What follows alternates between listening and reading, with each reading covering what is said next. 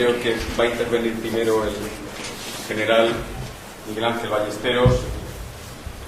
Bueno, el general Miguel Ángel Ballesteros, diplomado en Estado Mayor en el año 1991, diplomado en Investigación Operativa por la Universidad de Valencia en el año 79, ha realizado diversos cursos sobre estrategia y sobre política mundial, fundamentalmente de la extinta República de la Unión Soviética. También estudios a distancia a través de la UNED desde el año 91 al 92. Ha sido jefe del Departamento de Estrategia y Relaciones Internacionales de la Escuela Superior de Fuerzas Armadas y bueno, pues como bien ha expresado durante la inauguración, pues es un asiduo de los centros universitarios. De hecho es profesor en la Rey Juan Carlos I y ha participado en cursos también en la Pontificia de Salamanca. Y la profesora Esther Salamanca es miembro de nuestro staff. Actualmente es además la persona que se encarga del comité de nuestro título de grado. Licenciada en Derecho por la Universidad de Valladolid, doctora en Derecho por la Universidad Complutense de Madrid, Jean Monnet Fellow del Instituto Universitario Europeo de Florencia en el año 2005. Es además también diplomada por el Centro de Estudios e Investigación de la Academia de Derecho Internacional de la Haya. Ha participado en numerosos proyectos de investigación y en numerosas publicaciones, sobre todo relativos a derechos humanos, y actualmente también es consultora en materia de derechos humanos y representante ante el Consejo de Naciones Unidas en Ginebra por una ONG con estatuto general ante el ECOSOC desde el año 2007. Pues sin dilatarme mucho más, les doy la palabra. Muchísimas gracias. Pues muchas gracias. Trataré de ser muy breve, pero yo le pido al vicerrector que si me paso me lo digas directamente, porque a veces el control del tiempo no es precisamente mi fuerte. Bueno, Georgina Higueras ha hecho un planteamiento para el debate impresionante.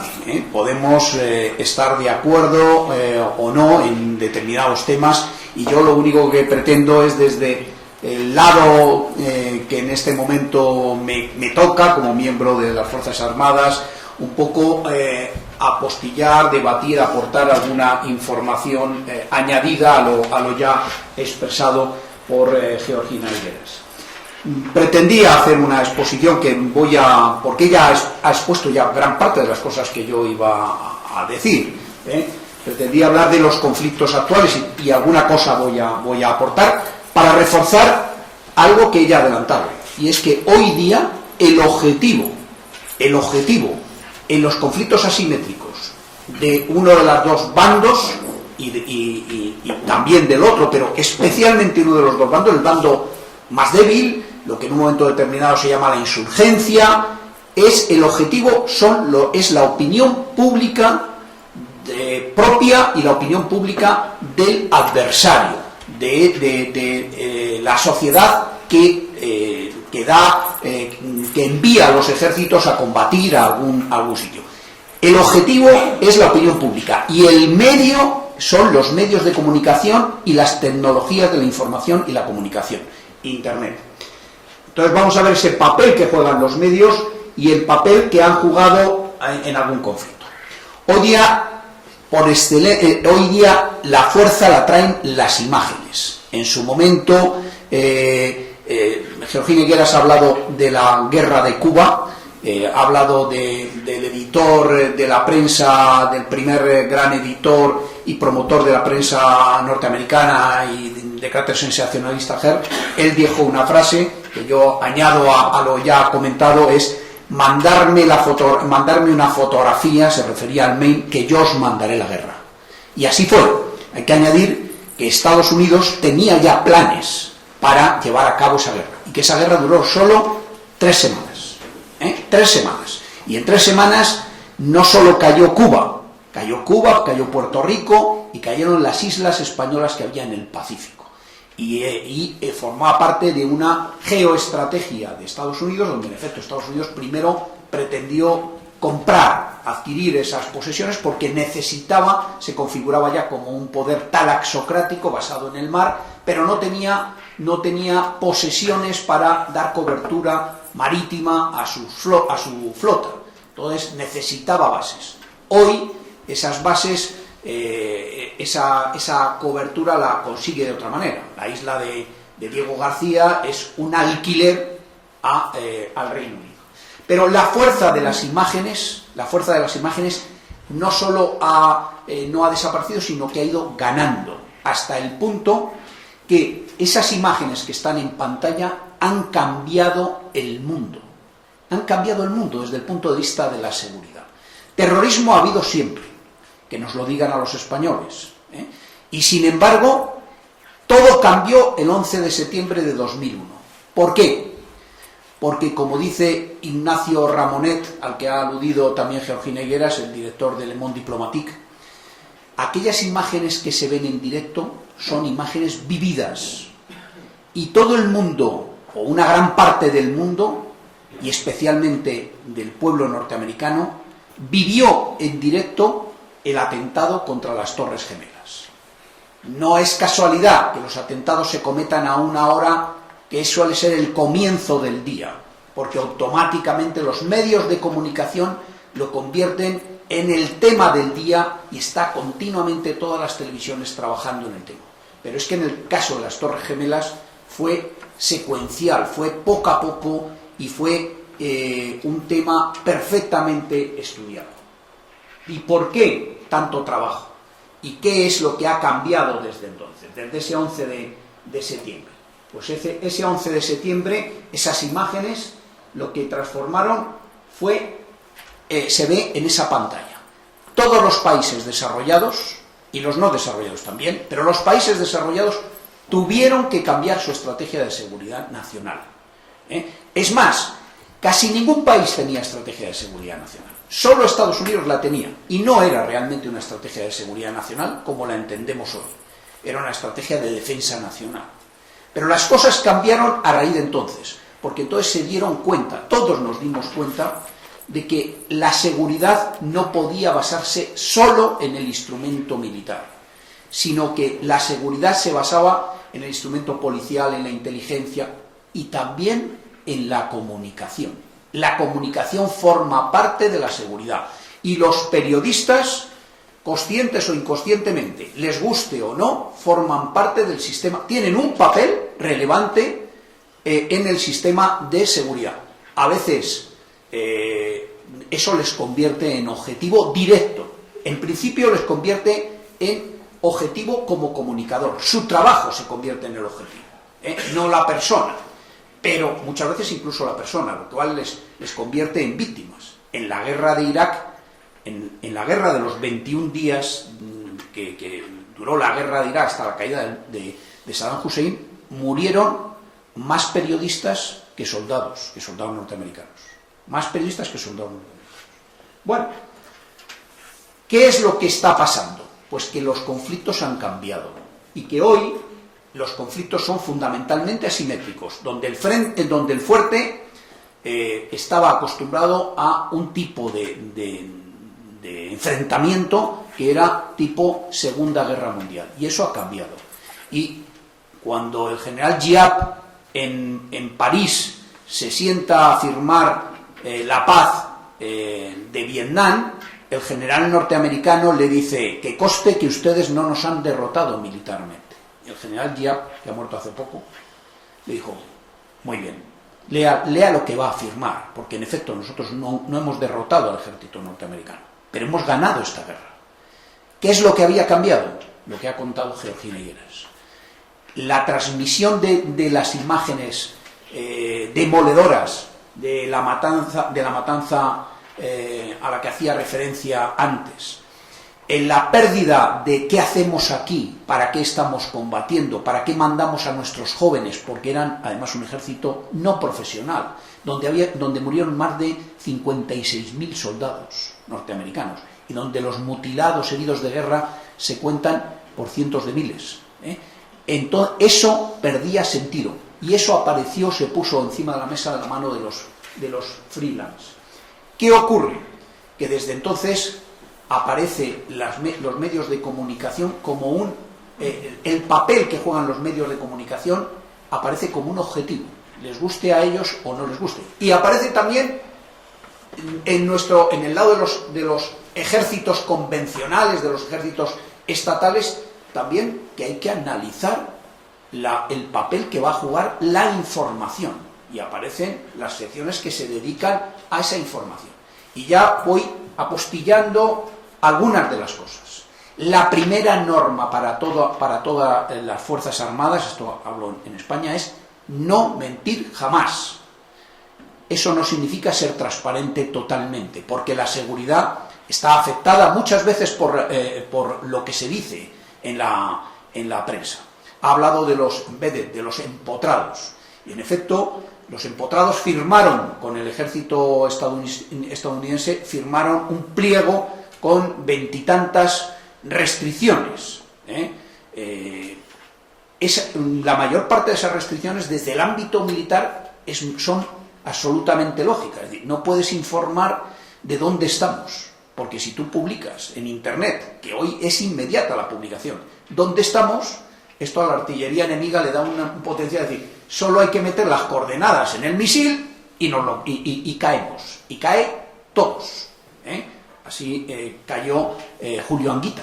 No porque él informara, sino porque bombardearon la posición donde él estaba, no porque él diera las coordenadas. Pero, quiero decir, necesariamente tiene que haber restricciones. Ahora, esas restricciones no justifican la tergiversación del mensaje, no justifican la mentira. La mentira, en efecto, es un boomerang que se vuelve contra el que la lanza, antes o después, y sobre todo te hace perder la credibilidad. El enemigo, el conflicto asimétrico se caracteriza por los objetivos que tiene, que son distintos, ahora lo vamos a ver, distintos que en el conflicto convencional. Se caracteriza porque los protagonistas también son distintos, no son dos ejércitos formales que van a respetar los convenios de Ginebra. Solo uno está obligado a respetar los convenios de Ginebra, el otro se los va a saltar a la torera con toda seguridad, con toda seguridad. ¿Es injusto? Bueno, esto es la realidad. Los medios no van a ser los mismos, los medios favorecen al más fuerte y el otro se aprovecha de las limitaciones que tiene el ejército o las Fuerzas Armadas profesionales, limitaciones jurídicas, legales, de todo, geográficas, etc. Y donde se van a aprovechar las cosas donde se va a cambiar radicalmente todo es en la estrategia. Vamos a ver cómo funciona eso y ya voy a ir dando algunas pinceladas para no acaparar. Lo que yo pongo en pantalla es lo que se llama el sistema trinitario de Clausewitz. Clausewitz no estaba pensando, cuando diseñó en su libro de la guerra, sobre la guerra, no estaba pensando precisamente en los enemigos asimétricos, en los conflictos asimétricos. Él la guerra la hizo contra Napoleón, fue prisionero de Napoleón.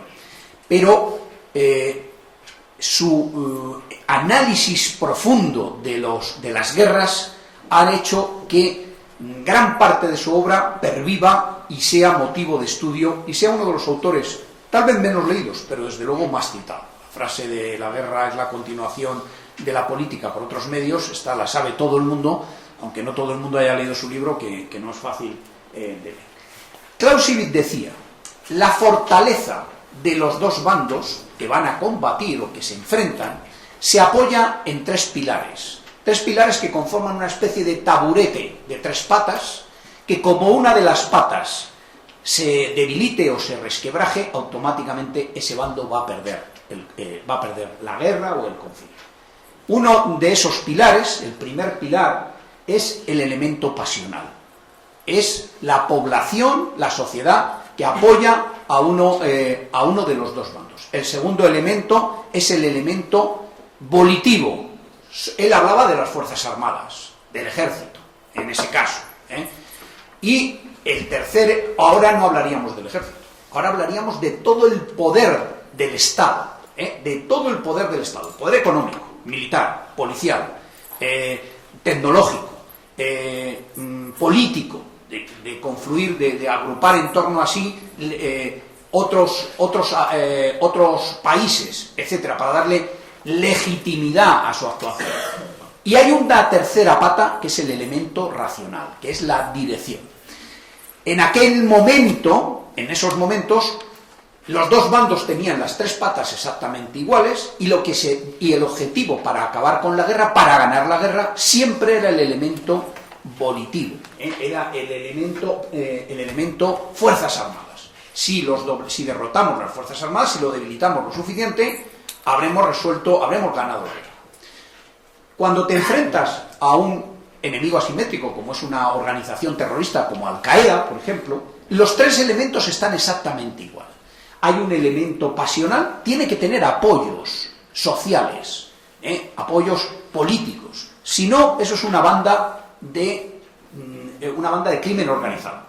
Pero nada más, pero no es una organización terrorista. Hoy el Grapo perdura, todavía está catalogada como una organización terrorista, pero como no tiene apoyos sociales en España, pues es una organización que de vez en cuando asalta un banco. No tiene más historia. El objetivo de los dos bandos es conseguir un efecto político, siempre. Esto no lo podemos perder de vista. El segundo elemento es el liderazgo. No hablamos de gobierno, pero hablamos de liderazgo. Y eso es un tema fundamental. Si atacas a los líderes, puedes cargarte a un líder, pero mañana habrá otro. Así que por ahí no vamos a lograr derrotar al adversario, aunque lo debilites. Y el tercer elemento es el elemento volitivo. Para los insurgentes es sus capacidades, sus limitadas capacidades, los IEDs, explosivos improvisados, o un coche bomba, etcétera, etcétera. Muy bien.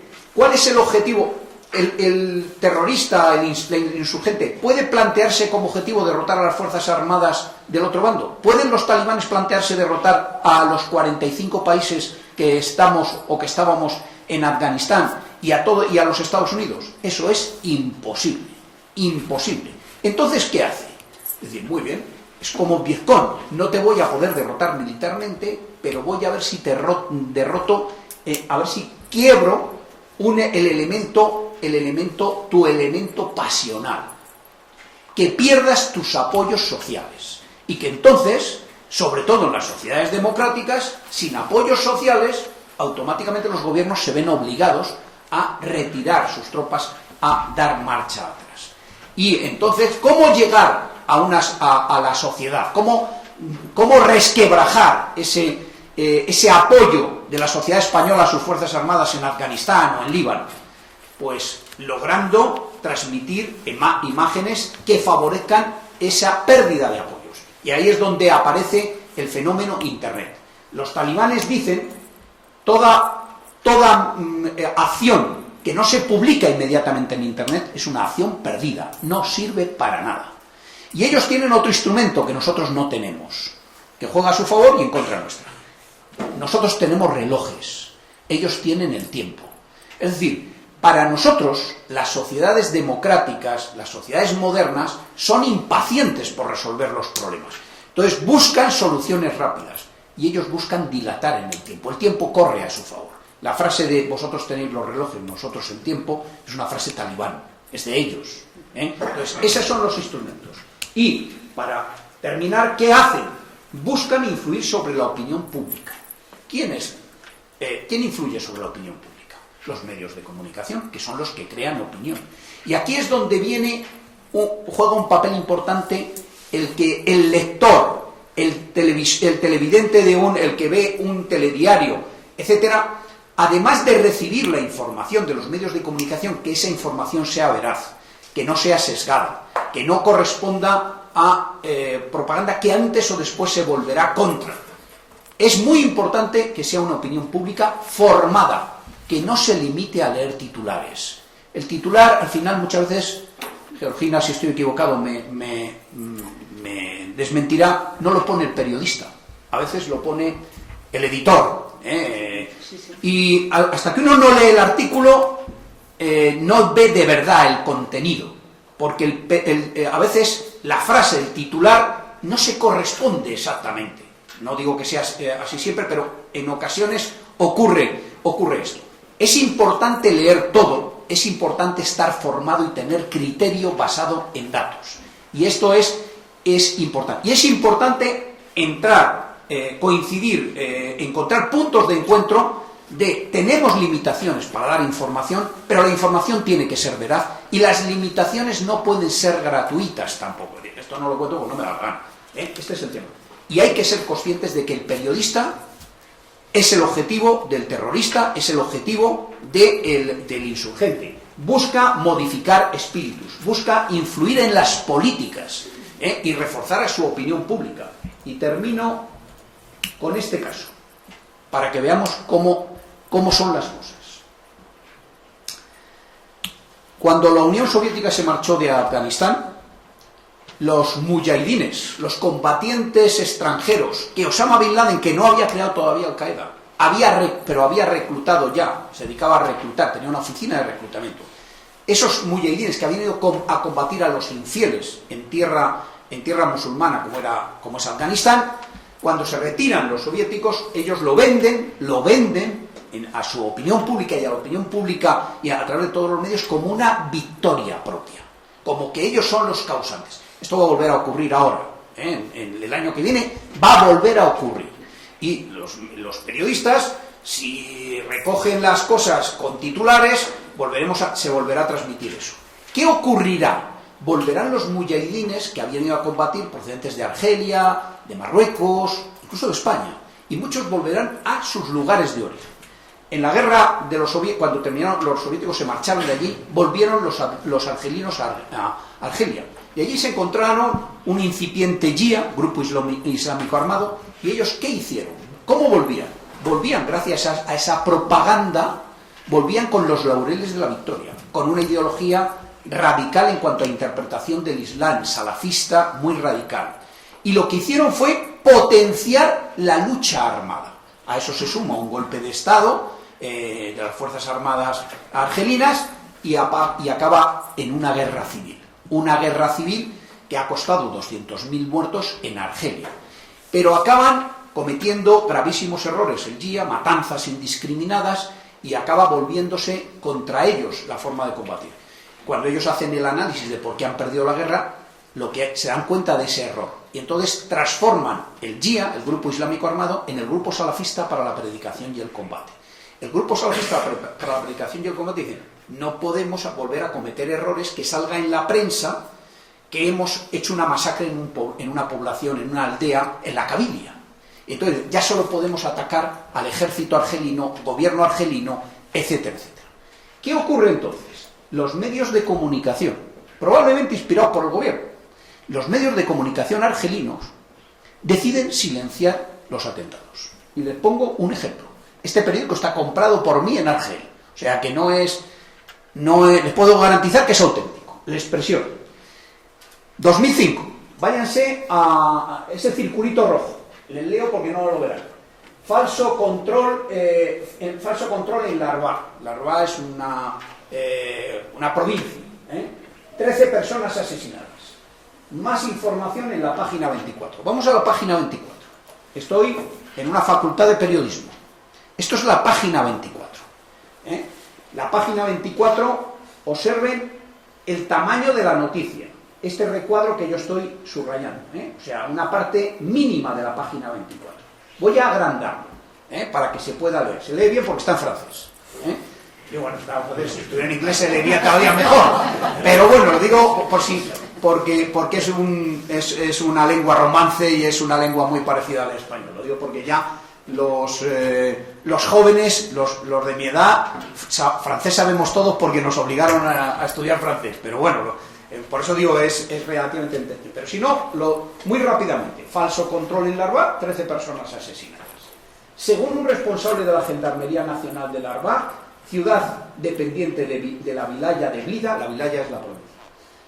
13 personas han sido asesinadas el jueves hacia las 19:15 por un grupo armado que había montado un falso control cerca de Larvá, a una treintena de kilómetros al sur de Argel, en el lugar Tablén, un lugar llamado Tablén. El grupo armado había montado un falso control sobre la carretera nacional 8, cerca de la localidad de Larvá, en Tablán, en la región de Medá, 80 kilómetros al sur de Argel. Ya he terminado todo. De las 3 columnas ya me he leído una columna. ¿Ustedes se han enterado de algo que se refiere a terrorismo? ¿Se ha tirado dándole vueltas a dónde está el lugar del atentado? Sigamos. Hacia las 19:30, volvemos otra vez. 4 coches, un 505, un Honda, un 504 y un furgón Mercedes y un camión semirremolque sobre los cuales han abierto fuego. A continuación, los vehículos han sido calcinados, han sido quemados. La emboscada había tenido lugar otra vez de nuevo a 8 kilómetros de Sudán. Segunda columna que ya me he cargado. Todavía no nos hemos enterado de nada. Vamos a la tercera columna. Las víctimas implicadas, la violencia ha sido causada o implicada por ejército, por armas islamistas. Según han establecido, según balances oficiales de la prensa, en la región de Arba está particularmente expuesta al terrorismo y que no ha sido todavía exterminado. La mayor parte de los atentados han sido registrados entre 2002 y 2004 y desde entonces la organización terrorista Hegemony ha causado, han depuesto las armas 120 hombres. Bueno, lo he oído. Al final, ¿qué cuenta? Al final lo que cuenta es que esto es un terror que ha estado motivado por el terrorismo, pero que están en proceso de desmantelamiento. Bueno, vamos a ver. Tengo que decir que la libertad de expresión es consustancial, y lo digo con mayúsculas, a la democracia, y que por lo tanto no cabe en mis palabras, en lo que yo les voy a decir ahora, transmitir ninguna idea de tipo de censura, pero sí una idea que creo que es importante, y es que los medios de comunicación y los profesionales del periodismo tienen que ser conscientes de que hay que informar, no formar, informar, dar a conocer la noticia, pero que tienen que ser conscientes también de que en muchos casos están intentando ser manipulados por uno de los dos bandos, o por los dos bandos. En nuestro lado ya digo cuál es la política. La política es de no dar toda la información que pueda poner en riesgo a nuestras propias tropas y la misión, pero no mentir nunca. No mentir nunca porque eso vuelve. Pero que en el otro lado es que forma parte de su estrategia el tema. Y que el terrorista tiene que lograr que su atentado coja el eco que tuvo el 11 de septiembre a ser posible. Si lo puede transmitir en directo, miel sobre hojuelas. Así que eso hay que ser. Termino ya. La conclusión al final es el grupo, para terminar de contar la historia, el grupo salafista para la predicación y el combate, como le minimizaron tanto la prensa los atentados, tuvo que buscar una alternativa. ¿Cuál fue la alternativa para no desaparecer? Pues jurar en octubre de 2005, sacó un comunicado en internet donde juraba fidelidad a Osama Bin Laden. Diciembre de 2005, Ayman al-Zawahiri, entonces era el segundo de Al-Qaeda, hoy es la cabeza de Al-Qaeda, aceptaba el juramento a Osama Bin Laden y decía: ustedes, el GSPC, pasa a formar parte de Al-Qaeda a partir de este momento. Enero 2006, el GSPC se transforma en Al-Qaeda en el Magreb islámico. Abraza todo el postulado, el objetivo político de Al-Qaeda, que no es otro que restablecer el califato, y ahí nos afecta directamente con el territorio de Al-Ándalus, que algunas veces tengo que recordar en algunos sitios que no es Andalucía, que es toda la península ibérica, exceptuando Asturias, exceptuando un poquito de la cornisa cantábrica, pero que todo lo demás, incluidas las Islas Baleares, eso es Al-Ándalus, para todos los efectos, y que automáticamente nos hemos convertido en objetivo de un grupo terrorista que tiene una oficina de comunicación que se llama Al-Ándalus, que todas las semanas, casi todas las semanas, hace comunicados en internet, y que casi todas las semanas nos cita a los españoles, cita Ceuta y Melilla, Al-Ándalus, y que evidentemente no nos cita para ensalzar nuestro el buen hacer y qué bien que están ustedes ahí, todo lo contrario, y que termino ya diciendo, los periodistas y los militares tenemos que, y debates como este creo que pueden favorecerlo, encontrar los puntos de coincidencia. Tenemos que ser honrados y leales unos con los otros, pero siempre va a haber limitaciones, y esas limitaciones a veces también van a ser motivo de fricción. Yo creo que lo que hay que hacer es tener gente formada en ambos lados, que los militares entiendan cómo funcionó el periodista y que los periodistas entiendan cómo funcionan los militares. Por eso digo, estos debates son buenos, y que de alguna manera seamos capaces de contribuir a lo que nos une a todos, que es una mayor seguridad dentro de unos valores democráticos, son ni más ni menos que unos valores éticos esenciales para nuestra forma de entender la vida. Muchas gracias.